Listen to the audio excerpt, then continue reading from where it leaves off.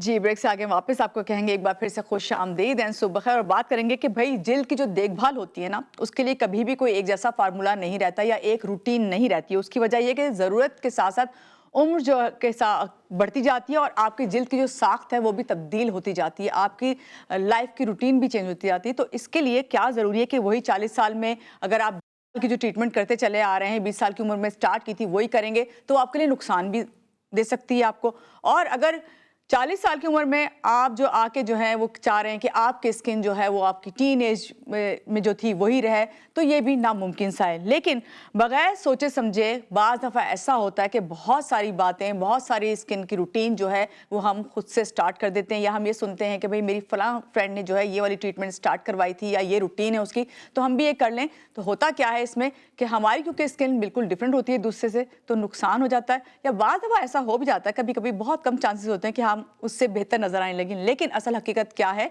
कि हमें किस उम्र में कौन-सी हमारी जो है ख़ास तौर से स्किन की केयर होनी चाहिए और किस तरह हमें अपनी ज़िंदगी में जो है स्किन केयर रूटीन को लेके आना चाहिए। और उसके साथ-साथ ख़वातीन के साथ जो सबसे बड़ा मसला होता है कि वो आफ्टर प्रेगनेंसी या उनके डिलीवरी के बाद जो है, उसके बाद जो उनके स्किन के ऊपर मुख्तलिफ चेंजेज़ आती हैं, तो उसके लिए वो क्या ट्रीटमेंट करें और किस तरह से जो है स्किन केयर रूटीन को वो जारी रखें। इस पे हम बात करेंगे। हमारे साथ जो गेस्ट मौजूद हैं, इस वक्त मौजूद हैं डॉक्टर तानिया शेख साहिबा। आपको मालूम है कि डर्मेटोलॉजिस्ट हैं और एस्थेटिक फिजिशियन हैं। जब भी आती हैं बहुत अच्छे हमें ना सिर्फ टिप्स बता के जाती हैं, बल्कि ये बताती हैं कि हमें अपनी स्किन की केयर किस तरह करनी है। अस्सलाम वालेकुम डॉक्टर तानिया, कैसी हैं आप? ठीक हैं? सुबह खैर। पहले तो बहुत शुक्रिया कि आज के प्रोग्राम में आप आई, और इतनी सारी मेरे पास बातें थीं और आप सुन भी रही थी और आप साथ-साथ एग्री भी कर रही थी, मुझे लग रहा था। आप ये बताइए कि यहाँ पे हम कहाँ जाके जो है ना गलतियाँ करना शुरू कर देते हैं, अपनी स्किन के साथ जो है अच्छा ताल्लुक नहीं रखते? बिस्मिल्लाहिर्रहमानिर्रहीम। अच्छा देखें, स्किन जो है एज के साथ हमारी चेंज हो जाती जी। है। अंदर टिश्यूज़ होंगे, ठीक है, कोलेजन होगा। वक्त से हमारी स्किन 20 साल वाली 30 में चेंज हो जाएगी, 40 में चेंज हो जाएगी, तो हमें उसको मेंटेन रखना है, जी। ठीक है। अब 20 साल की जो बच्ची होगी उसका अलग ट्रीटमेंट होगी, 30 इयर्स में अलग, 40 इयर्स में अलग। अब हम स्टार्ट करते हैं 30 टू 40 इयर्स की एज से। 30 टू 40 इयर्स की एज में हम जो ट्रीटमेंट रिकमेंड करते हैं उसमें सबसे पहले आ जाते हैं बोटॉक्स फिलर। बोटॉक्स का मतलब ये कि जो हमारी चेहरे पर लाइंस, हमारे फेशियल एक्सप्रेशन की वजह से, जैसे कुछ लोगों की आदत होती है इस तरह करके बात करते हैं, गुस्सा करते हैं ज़्यादा, या हमेशा सर पे रिंकल्स आ रहे होते हैं, मसल उनके कॉन्ट्रैक्ट हो रहे होते हैं, तो उनकी ये लाइंस हो जाती हैं, परमानेंट लाइंस बन जाती हैं या बनना शुरू हो जाती हैं। उसके लिए हम 30 टू 40 इयर्स की एज में बोटॉक्स रिकमेंड करते हैं, जो हमारे फेशियल जो एक्सप्रेशन के मसल्स को रिलैक्स करता है, जी। ठीक है। सेकंड नंबर जो हमारी ट्रीटमेंट आती है वो होते हैं फिलर्स, जिसका कोई हार्मफुल इफ़ेक्ट नहीं होता।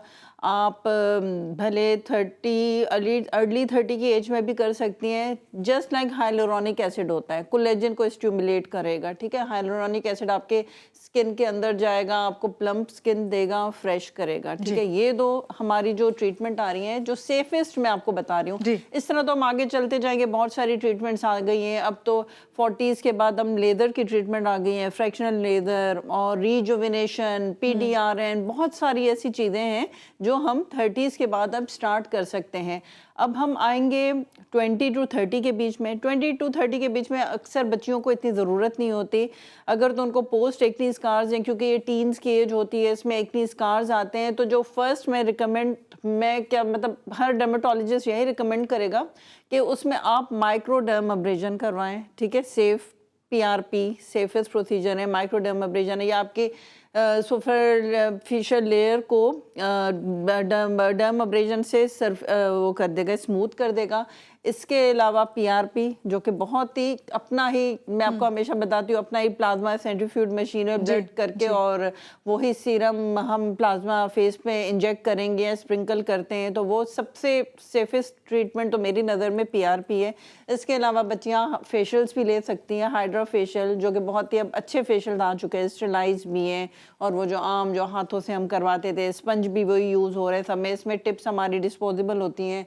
आप हर पेशेंट की अलग अलग ट्रिप में स्टरलाइज होती हैं और न्यू टिप हम यूज़ करते हैं।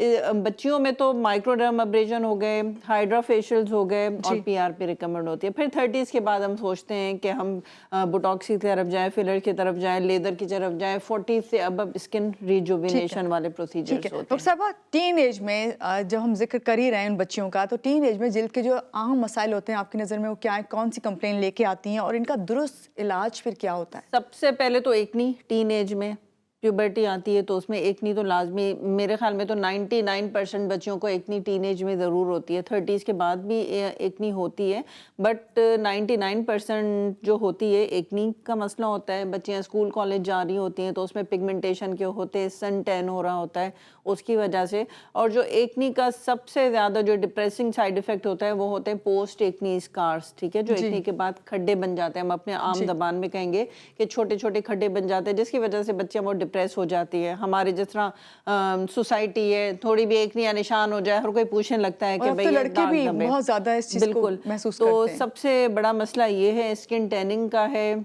ड्राइनेस, एक्जिमा, ये वाली शायद, but top of the most मैं कहूँगी कि एक्नी और पिगमेंटेशन का होता है। लेकिन इनका भी इलाज मुमकिन है, थोड़ा सा सब्र करना होता है, पेशेंस करना होता है। एक्नी का जो रिजल्ट होता है ट्रीटमेंट के बाद थोड़ा सा स्लो आता है, तो पेशेंट्स आके परेशान, थोड़े से डिप्रेस लगते हैं कि कुछ फ़र्क नहीं पड़ा, तो हम पहले काउंसलिंग ज़रूरी होती है। और मैं तो यही कहूँगी कि आपको अगर एक्नी हो भी रही है तो आप किसी अच्छे डर्मेटोलॉजिस्ट के पास कम से कम एक विजिट तो कर लें, ताकि वो आपको सही चीज़ें बताए।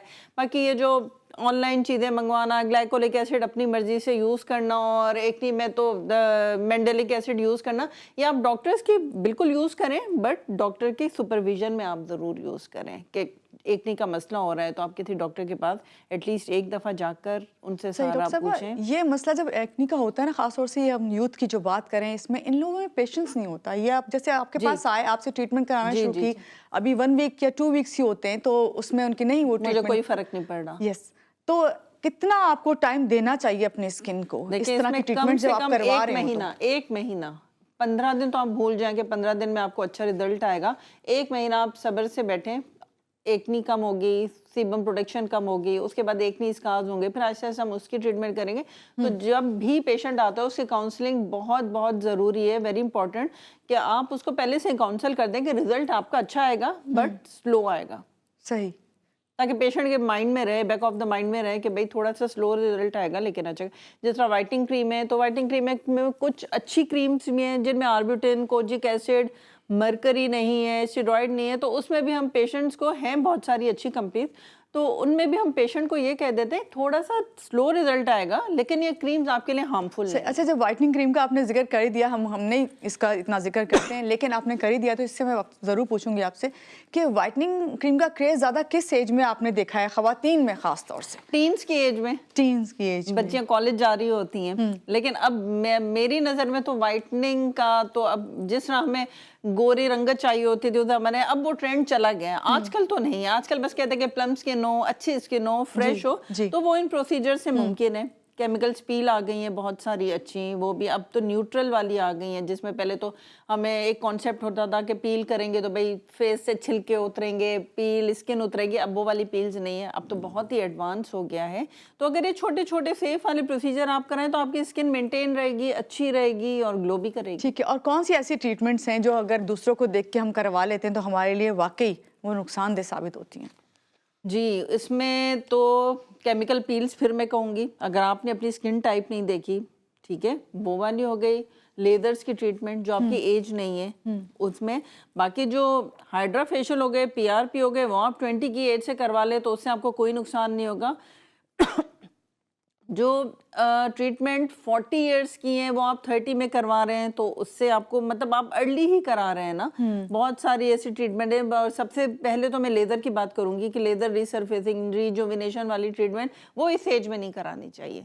मेरे पास कल ही एक पेशेंट आई तो शी वाज 23 इयर्स, तो मुझे हाइलुरोनिक एसिड के इंजेक्शन करवाने, भाई आपको ज़रूरत नहीं है, अभी आपकी वो एज नहीं है, क्योंकि आपने कहा कि आफ्टर 40 इसकी जरूरत पड़ती है, 30 के बाद आप स्टार्ट कर सकती हैं।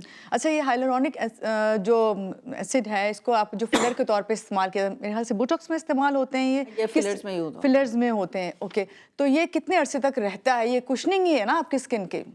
ये देखें, ये कुशनिंग है, ये अगर आप अच्छे से अच्छा भी, जिसमें प्योर, हर किसी का अपना अपना बजट होता है, ठीक है, हम अब लाखों वाली भी नहीं बता सकते हैं, पेशेंट अपने बजट के मुताबिक आता है। तो जो सबसे अच्छे वाले होते हैं वो आपके 8 to 10 मंथ्स लास्ट करते हैं। सही। ठीक है, इस तरह फिलर बुटॉक्स भी ऐसे ही हैं।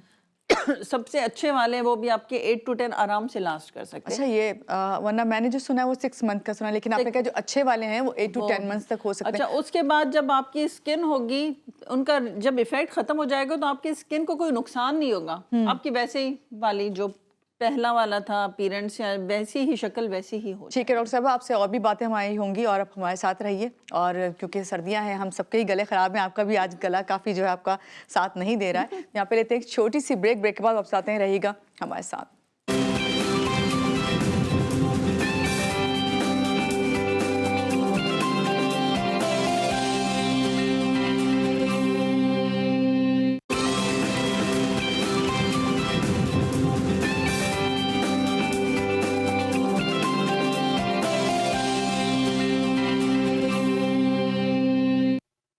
जी, ब्रेक से आगे हम वापस और आपको कहेंगे एक बार फिर से खुश आमदीद और सुबह खैर। हमारे साथ हैं डॉक्टर तानिया शेख, जिनसे हम मालूम करें कि भाई अपनी स्किन की जो है हम केयर किस तरह करें। लेकिन अभी मैं पूछ रही थी आपसे, ब्रेक में भी आपसे बात की कि भाई अक्सर ऐसा होता है कि ड्यूरिंग प्रेगनेंसी या फिर क्या कहते हैं आपकी डिलीवरी के बाद जो है ख़ास तौर से ख़वातीन को जो शिकायत होती है वो ये होती है कि उनकी स्किन भी ख़राब हो गई और बाल जो हैं वो भी गिरना शुरू हो गए। तो बच्चे की पैदाइश के बाद माँ की जिल्द और बालों में सबसे आम तब्दीलियाँ क्या आती हैं और किस तरह केयर करनी चाहिए? देखिए, सबसे पहले तो मैं बताऊंगी कि प्रेगनेंसी में चेंजेस आते क्यों हैं। जब प्रेगनेंसी होती है, ठीक है, तो उसमें हमारे जो सर्टन हार्मोन्स होते हैं, प्रोजेस्टेरोन, एस्ट्रोजन, इनका लेवल है ना रेज्ड हो जाता है। ठीक है, इस रेज्ड लेवल जैसे ही डिलीवरी होती है अपनी उस पर आना शुरू हो जाते हैं। तो उसमें जो 3 से 4 चीज़ें होती हैं हमारी बॉडी में, उनमें चेंजेस आ जाती है। स्किन इलास्टिसिटी में, ठीक है, जिसको हम स्ट्राई कहते हैं, पेट पर निशान हो जाते हैं लंबे लंबे, ख़वातीन उसकी वजह से बहुत परेशान होती हैं, क्योंकि एक स्किन जब आपकी स्ट्रेच होकर अपनी नॉर्मल जगह पर आ रही है तो उसकी वजह से स्ट्राई बनना शुरू हो जाते हैं। सेकंड जो सबसे कॉमन जिससे हम सब परेशान हो जाते हैं वो है हेयर फॉल। जी, ठीक है, हेयर फॉल है, उसको हम अपनी मेडिकल लैंग्वेज में कहते हैं टीलोजिन इफ्लूवियम। ठीक है, जिसमें ये हमारा जो फेज़ है 3 to 6 मंथ तक चलता है, या 9 मंथ्स कहते हैं, उसके बाद खुद ही ये रिस्टोर होकर अपनी जगह पर आ जाएंगे। थर्ड जो मोस्ट कॉमन है पिगमेंटेशन, वो भी हार्मोन की वजह से होता है। हमारे पास पेशेंट आते हैं पिगमेंटेशन, सबसे पहला क्वेश्चन हम ये कहते हैं कि आपने कोई हार्मोन थेरेपी तो नहीं ली, आपकी डिलीवरी तो नहीं हुई? तो वो कहती हैं यस डिलीवरी हुई है। चेहरे पर दाग धब्बे होना शुरू हो जाता है। कभी कभी तो इस तरह होता है कि पेशेंट की स्किन बहुत अच्छी होती है due to hormonal changes, but 90% चेहरे पर दाग धब्बे आ जाते हैं पिगमेंटेशन की वजह से। बट जो हमारे बालों का मसला होता है वो हम सप्लीमेंट से ट्रीट करते हैं, बायोटीन देते हैं, विटामिन ई देते हैं, ठीक है, आयरन के सप्लीमेंट्स देते हैं, जो कि 6 से 9 महीने में अपनी जगह से रिस्टोर होना शुरू हो जाते हैं। ठीक है। उसके अलावा जो हमारी पिगमेंटेशन की होती हैं उसमें भी हम उनको कहते हैं कि सन एक्सपोजर, जैसे हम अभी इस लाइट में भी बैठे हुए हैं तो हमें सनब्लॉक की ज़रूरत है। बिल्कुल। मोबाइल की लाइट में भी हमें सनब्लॉक की ज़रूरत है, ठीक है, वो हमें अप्लाई करना चाहिए सनब्लॉक। और कोई भी पिगमेंटेशन को रिड्यूस करने के लिए क्रीम दे देते हैं। ये मैं पोस्टमार्टम की बात कर रही हूँ, क्योंकि लेडीज़ बहुत एंजाइटी डिप्रेशन में चली जाती है कि उनके साथ क्या हो रहा है। अच्छा, अब बात करेंगे स्ट्राई जो निशान होते हैं, स्ट्रेच मार्क्स, जिसको हम अपनी अंग्रेजी में तो यही कहेंगे कि स्ट्रेच कॉमनली हम स्ट्रेच मार्क्स कहते हैं, लेकिन हम स्ट्राई कहते हैं। उसमें हम आइसोट्रेटिनॉन विटामिन ए के डेरिवेटिव्स, बट वो हम ड्यूरिंग ब्रेस्ट फीड नहीं देते क्योंकि वो बेबी के लिए हार्मफुल होता है, विटामिन ए के डेरिवेटिव्स। और जब फीड कराना मदर थोड़ा सा बंद कर देती हैं तो उसके बाद हम लेज़र वही ट्रीटमेंट्स आ जाती है, लेज़र ट्रीटमेंट होती है, माइक्रोडर्माब्रेजन होता है, पीआरपी होती है, उससे भी अच्छे रिजल्ट्स आ जाते हैं। But top of the most retinoids होते हैं और पीआरपी, उसके बाद फिर हम लेज़र की तरफ जाना शुरू हो जाते हैं। तो ये 3 से 4 प्रेगनेंसी में मसाइल होते हैं कि जिनको हल करना होता है। इसके अलावा प्रेगनेंसी में स्किन की जो रूटीन होती है उसमें हमें जो क्लिनज़र यूज़ करने हैं वो जेंटल क्लिनज़र यूज़ करने हैं, बहुत ही हार्श नहीं यूज़ करने के जिसमें सैलिसाइलिक एसिड हो, बिल्कुल माइल्ड से क्लिनज़र यूज़ करने होंगे। मॉइस्चराइज स्किन को करना होगा 2 से 3 बार, और फेस वॉश भी कोई जेंटल पीएच मेंटेन वाला हमें यूज़ करना है ताकि स्किन का बैरियर मेंटेन रहे और स्किन अच्छी रहे प्रेगनेंसी पोस्टमार्टम के बाद। सही। अच्छा डॉक्टर साहबा, ये सप्लीमेंट्स का इस्तेमाल ख़ास तौर से बहुत ज़्यादा आजकल भी बढ़ा हुआ भी है, और क्या ऐसा है कि आप जो है डिलीवरी जब आपकी हो जाए तो उसके बाद आप सप्लीमेंट्स वगैरह इस्तेमाल कर सकते जी हैं? जी बिल्कुल, आयरन की सप्लीमेंट ज़रूरी होती हैं।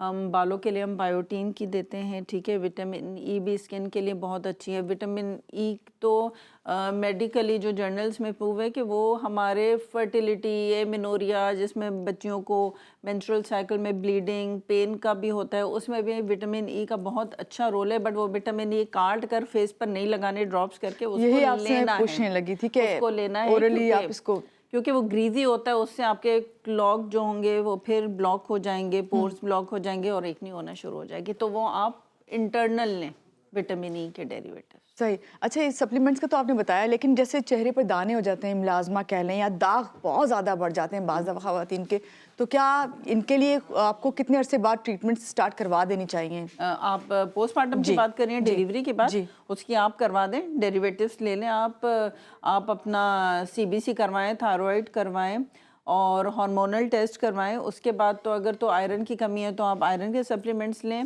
इसके अलावा विटामिन ई के लें, और टॉपिकल तो आप ऐसी क्रीमें लें जिसमें रेटिनॉइड ऐड ना हो तो आप वो यूज़ कर सकती हैं। कोजिक एसिड, आर्ब्यूटेन और वाइटनिंग जो क्रीमें होती हैं जो सेफेस्ट हो वो आप यूज़ कर सकते हैं, और एक अच्छा सा सनब्लॉक यूज़ करें। हमेशा मैं आपसे जब भी आप आती हैं हम अपने लिए स्किन केयर रूटीन पूछती हूँ, लेकिन इस वक्त मैं आपसे पूछूंगी जो नई माएँ बनी हैं उनके लिए कौन सी स्किन केयर रूटीन होनी चाहिए और किस तरह उन्हें अपना ख्याल रखना चाहिए? अच्छा, जो नई माएँ बनी है उनको फिर मैं कहूँगी कि उनको जो सुबह में तो जो कोई अच्छा सा क्लिंजर यूज़ करें सुबह और रात के लिए, बिल्कुल ही जेंटल क्लिंजर होना चाहिए। जी। जिस तरह बेबी माइल्ड बेबी स्किन होती है ना, वैसे ही उनको हम ट्रीट करते हैं।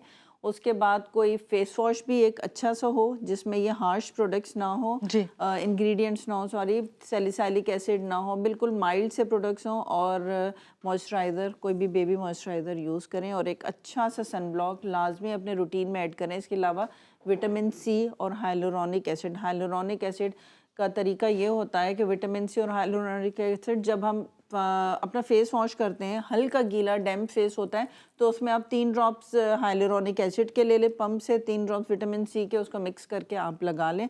रात को सोते वक्त आप नियासिनामाइड ले लें, ठीक है। और अगर तो आप ब्रेस्ट फीड नहीं करा रही तो अल्टरनेट डेज पर रेटिनॉइड्स ने, बट अंडर डॉक्टर सुपरविजन। उसके बहुत ही अच्छे रिजल्ट्स हैं स्किन टर्नओवर में भी। वो आपकी स्किन को शेड करके न्यू सेल आएंगे, और एंटी एजिंग, आपके जो रिंकल्स बनना शुरू हो जाते हैं वो उसको रिड्यूस करने में हेल्प करते हैं। बट अगर तो आप बेबी को ब्रेस्ट फीड नहीं करवा रहे तो जब आप ये ट्रीटमेंट्स कर सकती हैं, ये रूटीन आपकी ये हो सकती है उस वक्त, जी जी वरना क्या आप अप्लाई करें वो भी आपके जी जी वो एब्जॉर्ब होता है। बाकी आप हाइलुरोनिक एसिड और विटामिन सी तो यूज़ कर सकती हैं ये ड्यूरिंग आप अगर ये breast सेफ feed- है? हाँ, ये सेफ है। ठीक है। और हमें आप सबको क्या कह के जाएंगी कि हम जो दूसरों की ट्रीटमेंट्स देख के करवाने चले जाते हैं ट्रीटमेंट्स, उसके लिए सबसे पहले सबसे पहले तो मैं ये फिजिशियन के पास मैसेज जाएं? दूंगी कि अगर तो आपको कोई भी स्किन का मसला है तो फॉर गॉड सेक आप यूट्यूब और इंस्टाग्राम में नहीं जाएंगी जबकि उन्होंने बिफोर आफ्टर की पिक्चर लगा ली कि मैंने ये यूज़ किया कि तो तुम भी ये यूज़ करो। आप किसी अच्छे डर्मेटोलॉजिस्ट के साथ एटलीस्ट फॉर वंस आप जाएं, उनसे अपनी स्किन टाइप पूछें कि अपना स्किन का मसला बताए। वो आपको एक रूटीन सेट कर देंगे, एक दफ़ा जाने में तो कोई हर्ज नहीं है। तो उनसे जाकर एक अपना रूटीन सेट करके कि वो आपको जो जो रिकमेंड करते हैं, फिर आप भले ना जाए और अपने घर में आप अपनी ट्रीटमेंट स्टार्ट कर लें, बट एटलीस्ट एक दफ़ा आपको जाना चाहिए। बिल्कुल। बहुत शुक्रिया डॉक्टर तानिया, आज के प्रोग्राम में आप आई और आपने हमें अच्छी अच्छी टिप्स बताई, और ख़ास तौर से जो नई माएँ हैं उनको बताया कि अपनी स्किन केयर किस तरह करें। यहाँ लेंगे एक छोटी सी ब्रेक के बाद वापस आते हैं, रहिएगा हमारे साथ।